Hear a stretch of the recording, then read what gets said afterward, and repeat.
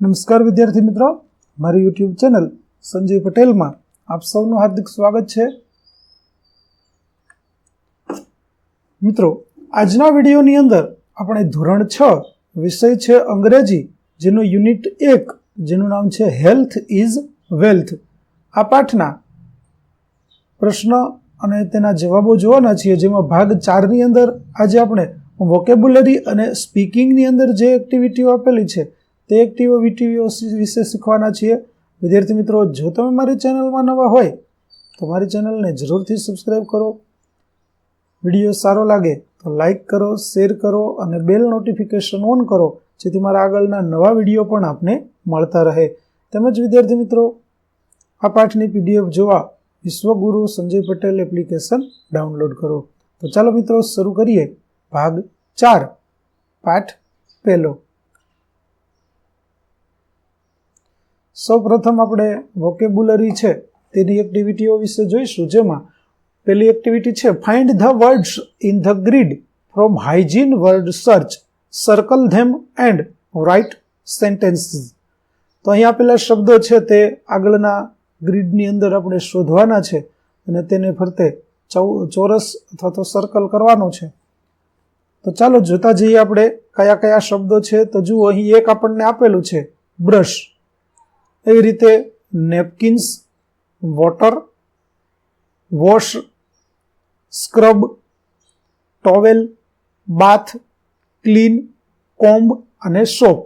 તો આ બધા શબ્દો છે તેની ફરતે આપણે ચોરસ કરેલું છે, તમે જોઈ શકો છો. તો ચાલો ઉદાહરણ પ્રમાણે આપણે વાક્ય બનાવીએ. જુઓ, ઉદાહરણ છે બ્રશ. તો we should brush hour teeth twice a day, કે આપણે દિવસમાં 2 વખત બ્રશ કરવું જોઈએ.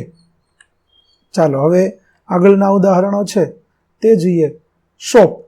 તો we should use soap to clean our hands properly, આપણે હાથને બરાબર સાફ કરવા માટે સાબુનો ઉપયોગ કરવો જોઈએ. બાથ. તો we should take a bath every day to stay fresh, એટલે કે આપણે ફ્રેશ રહેવા માટે દરરોજ સ્નાન કરવું જોઈએ. બાથ એટલે નાવું. કોમ્બ એટલે કાંસકો. તો we should comb our hair neatly every morning, આપણે આપણા વાળને સારી રીતે ઓળવા જોઈએ. ત્યાર પછી વોટર એટલે પાણી. તો we should drink clean water to stay healthy, એટલે કે સ્વસ્થ રહેવા માટે આપણે શુદ્ધ પાણી પીવું જોઈએ. ટોવેલ. તો we should wipe our face with a towel after washing it, એટલે કે આપણે ચહેરાને ધોયા પછી રૂમાલ વડે સાફ કરવો જોઈએ. ત્યાર પછી નેપકિન. તો we should carry a napkin to keep our self clean, આપણે આપણી જાતને સ્વચ્છ રાખવા માટે આપણી સાથે નેપકિન રાખવું જોઈએ. સ્ક્રબ. તો we should scrub hour body gently while bathing, એટલે કે નહાતી વખતે આપણે આપણા શરીરને ધીમે ધીમે ઘસવું જોઈએ. ત્યાર પછી વોશ. તો we should wash our hands before eating food, એટલે કે આપણે જમતા પહેલા આપણા હાથ ધોવા જોઈએ. અને ક્લીન.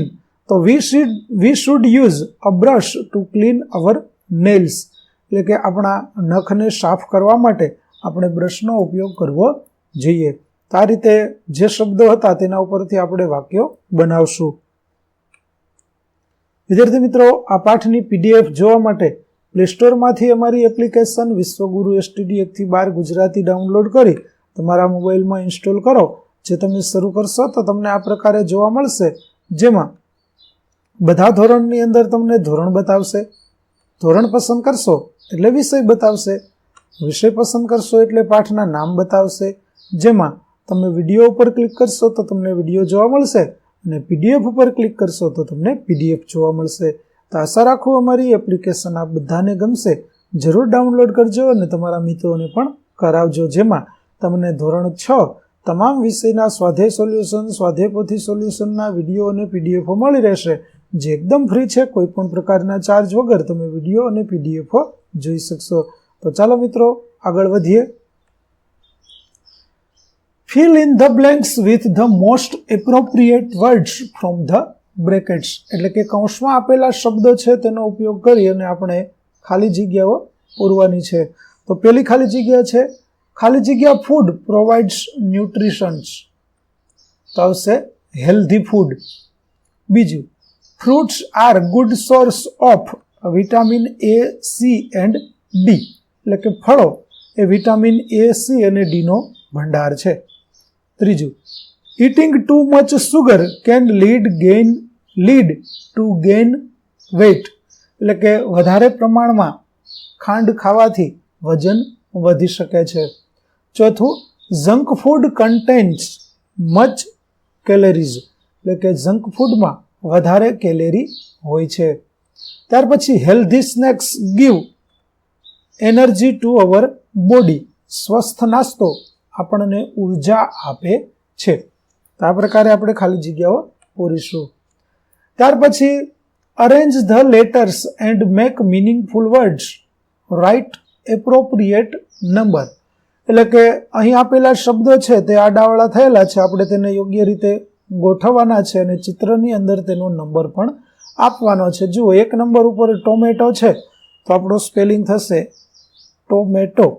ત્યાર પછી 2 નંબર ઉપર છે પોટેટો, 3 નંબર ઉપર છે લેડીઝ ફિંગર, 4 નંબર ઉપર છે ઓનિયન, 5 નંબર ઉપર છે પીઝ, 6 નંબર ઉપર છે કેરટ, 7 નંબર ઉપર છે બીટર ગોર્ડ, 8 નંબર ઉપર છે કોર્ન, 9 નંબર ઉપર છે કેપ્સિકમ, 10 નંબર ઉપર છે કેબેજ, 11 નંબર ઉપર છે બ્રિંજલ, 12 નંબર ઉપર છે કુકુમ્બર, 13 નંબર ઉપર છે પમ્પકિન, 16 નંબર ઉપર છે બીટરૂટ, 15 નંબર ઉપર છે સ્પિનચ અને 16 નંબર ઉપર છે રેડિશ. તો આ પ્રકારે આપણે દરેક ચિત્રો છે તેને નંબર આપીશું અને તે સાચા શબ્દો છે તે શોધી અને આપણે લખી દઈશું. વિદ્યાર્થી મિત્રો, 8 નંબર ઉપર જે કોર્ન છે તેની અંદર CORN આખો સ્પેલિંગ જ તેનો લખેલો છે, તો કોર્ન તમે એ રીતે પણ લખી શકો. ચાલો હવે આગળ જોઈએ. Let's play look and say. શિક્ષક વર્ગને 4 જૂથમાં વિભાજિત કરશે, ત્યારબાદ એક પુસ્તક લેશે અને તેને ડેસ્કની આસપાસ જુદી જુદી જગ્યાએ મૂકશે. વિદ્યાર્થીઓ પુસ્તકનું સ્થાન સમજશે અને ઉદાહરણ મુજબ વાક્ય બોલશે, જેમ કે the book is on the desk, the book is in front of the desk. આ રીતે શિક્ષક પુસ્તકના સ્થાનને ઝડપથી બદલી વિદ્યાર્થીઓને સ્થાન નિર્દેશ કરતી અભિવ્યક્તિ કરતા વાક્યો બોલવાનું કહેશે. તો ચાલો કેટલાક ઉદાહરણ સ્વરૂપ વાક્યો કેવા હોઈ શકે તો તે અહીં આપણે જોઈએ. જેમ કે the book is behind the desk, the book is under the desk, the book is next to the desk, the book is on the chair, the book is between the desk and the chair, the book is near the window, the book is above the desk, the book is in the drawer, the book is on the shelf, the book is in the corner of the room. તો આ પ્રકારે જુદી જુદી જગ્યાએ book છે તેને રાખી અને જુદા જુદા શબ્દો, ક્રિયાદર્શક અથવા તો સ્થળદર્શક શબ્દો છે તે આપણે બતાવી શકીએ. ચાલો આગળની પ્રવૃત્તિ જોઈએ. હવે સ્પીકિંગની એક્ટિવિટી આવે છે, જેમાં describe the picture using the words in the brackets. આપેલું ચિત્ર છે તેને કૌંસમાં આપેલા શબ્દોની મદદથી આપણે વર્ણન કરવાનું છે. તો ચાલો ચિત્ર તમે જોઈ શકો છો કે જેમાં એક ખુશહાલ પરિવાર છે તે રસોડાની અંદર છે અને સરસ મજાનું ફળો સાથેનું ભોજન છે તે આપણે જોઈ શકીએ છીએ. તો ચાલો તે ચિત્રને આધારે આપણે વાક્યો લખીએ. તો આપણું વાક્યની શરૂઆત કંઈક આ રીતે થશે કે this is A picture of happy Indian family in the kitchen, એટલે કે આ ચિત્ર છે તેની અંદર એક ભારતીય પરિવાર, ખુશહાલ પરિવાર છે તે આપણને જોવા મળે છે.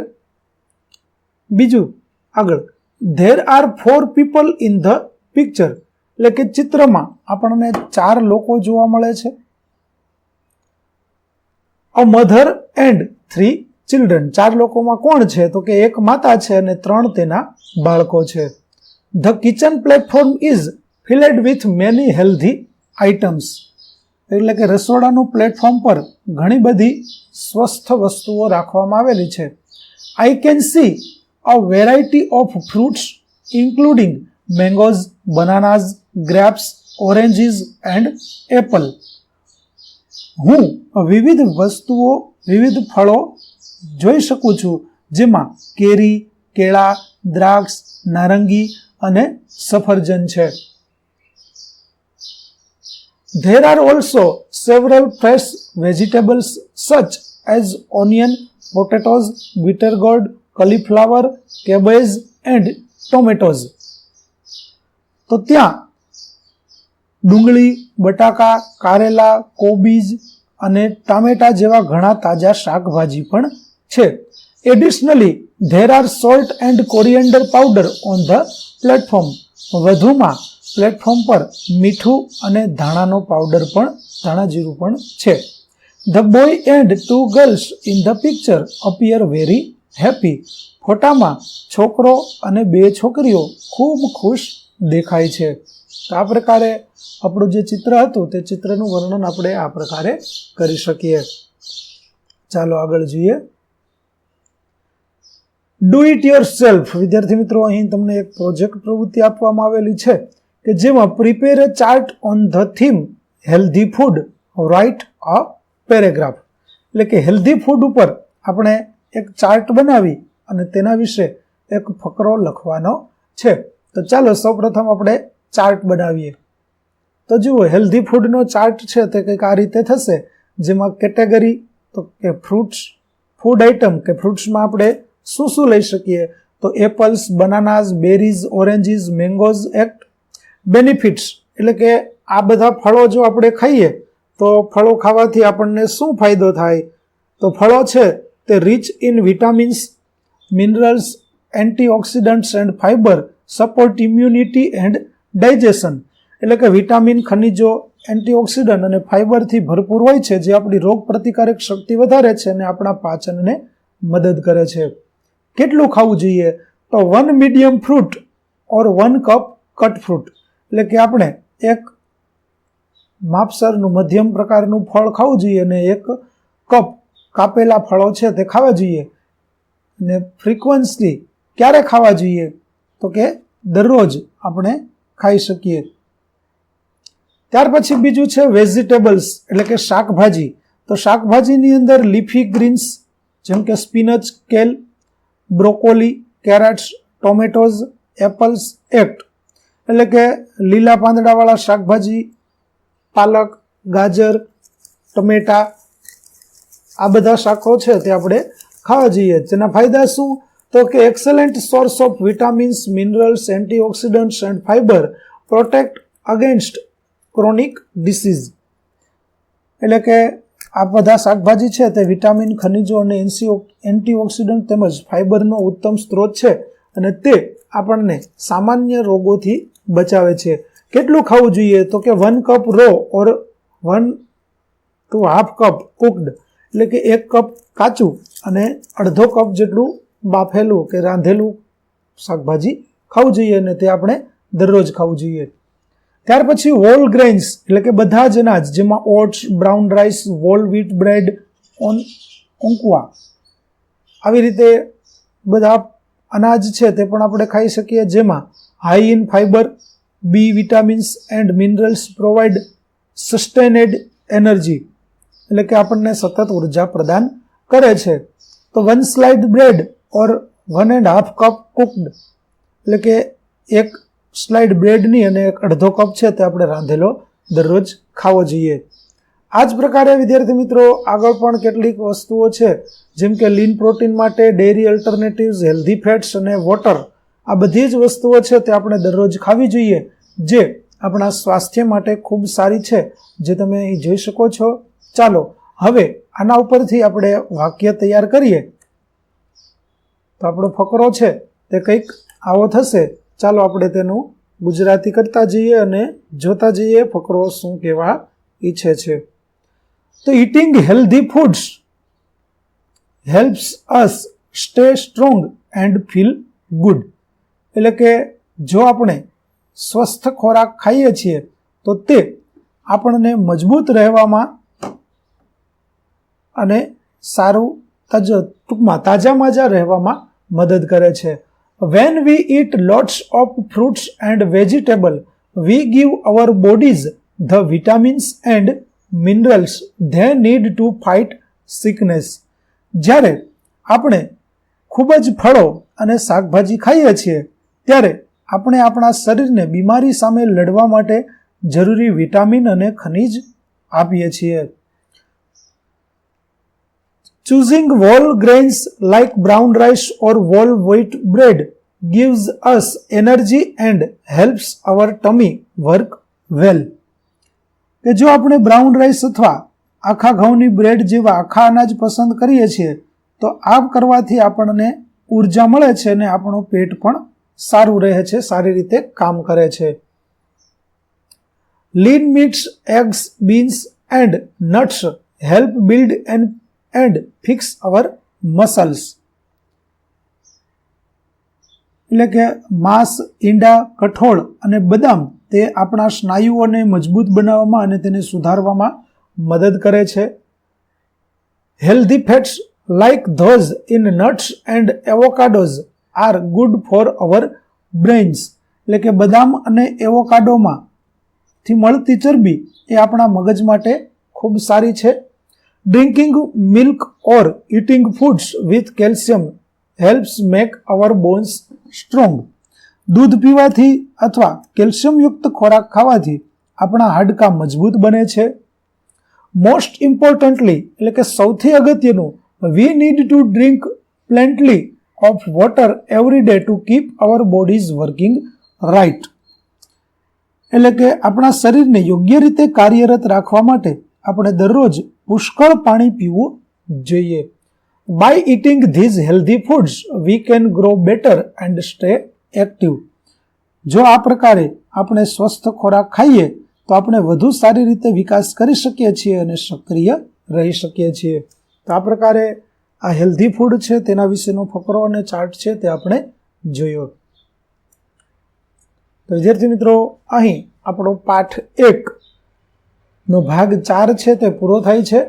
આગળના ભાગનો વિડીયો જોવા માટે પ્લે સ્ટોરમાંથી અમારી એપ્લિકેશન ડાઉનલોડ કરો તેમજ યુટ્યુબમાંથી અમારી ચેનલને સબસ્ક્રાઈબ કરો.